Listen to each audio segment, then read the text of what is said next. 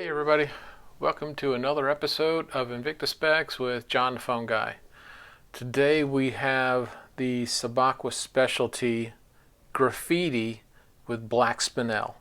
This is model 32252, and let's jump right in here. So anyone who's seen the Graffiti, I've got all three versions of the Zeus. Just love how they've done all this. But anyway, so this is a 52 millimeter. This is fully dive rated, 50 atmosphere, 500 meters, flame fusion crystal. This is the Ronda 8040N, which is the retrograde day of the week snapback. So have that there. The battery is a 395. The black spinel on these, there's 46 of them, and they're all 2.75 millimeters in size. So that is the kind of the rundown from that perspective, but let's go in and start to take a look at everything. Of course, the heavy reserve scissor deployant with the diver class for security. I mean, this is just, top notch. You got the case back. This is not a limited, but it is a reserve. So you've got everything. Of course, on the inside it's always white. And I've had a couple discussions about graffiti versus hydroplated. There has been some hydroplated, hydro-dipped, whichever way you want to say it.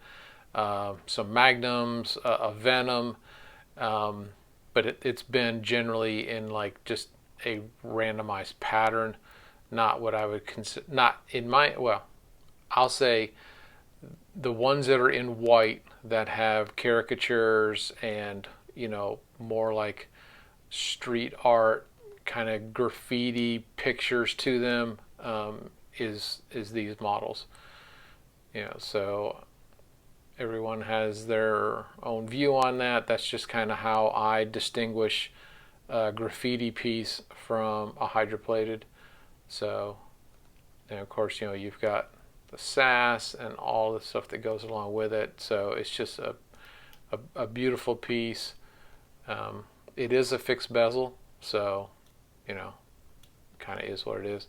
I do love how they went with kind of adding a whole bunch of color inside the dial. You've got the orange and the yellow and the red. I mean, it really plays off the graffiti well. The spinel is stunning. I mean, they're just, really amazing. You've got your markers with some kind of a red amber look to it. Of course, you got your constant running seconds down here. Your chronograph, button A, button B. This obviously is your chronograph second. And then we'll spin that guy out. Should have done that before I started, shouldn't I? Sitting there wasting time doing this. But there we go. So we're going to start. Of course, you've got your running tenth of a second, your running seconds, and then you've got, get counted up here. So you've got a 30-minute timer that would increment as this goes around. Of course, this is your stop, and then your reset functions. So a fairly common movement. Anybody that's got an 8040N pretty much works the same way. I know a lot of times, like on an elegant version, they'll rotate it this way so that the crown and function pushers are down at the 6 o'clock. So it kind of gives you a different look. But this is the more traditional way. Of course, again, screw down crown. Pull that out one, you start changing date.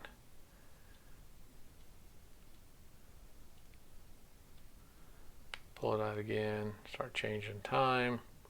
Now I will say on, it doesn't matter, I always fix my time whenever I put it on. The one thing I have noticed about that, and I kind of left this, is it says Sunday, but I just hadn't really messed with it. You have to spin, well, instead of me sitting there jawing about it, just do it. So the way you get the day of the week to move is you literally have to spin through a day. So there it goes. Now it went to Monday, and so on and so forth.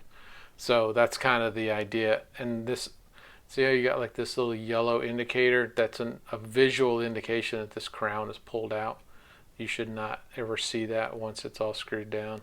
So again, you know, you would screw this down for water resistance and all of that. So let's see what we got here. So my layman's measurement puts it at 51.6. Thickness is at 18. We're at 35 here, and then the bracelet kind of tapers 29 down to 26. The lug span, I'm going to go off the center of these screws just for commonality of measure. So I got, call it 52 right there.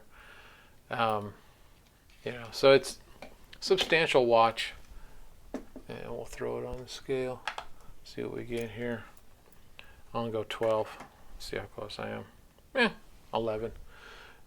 So it's actually fairly light. Now obviously I've sized this down, so you know, depending on what you size, it may change, you know, the decimal on the weight, but more than likely it's going to stay right around that. But so just, you know, looking at the detail, and of course some of the stuff you know you kind of read it, but it's what's really fascinating. Now you will notice, see the continuity here that goes through the bracelet and then it breaks. That's because when I sized mine, I always size every graffiti, and generally every watch I do, from the bottom up.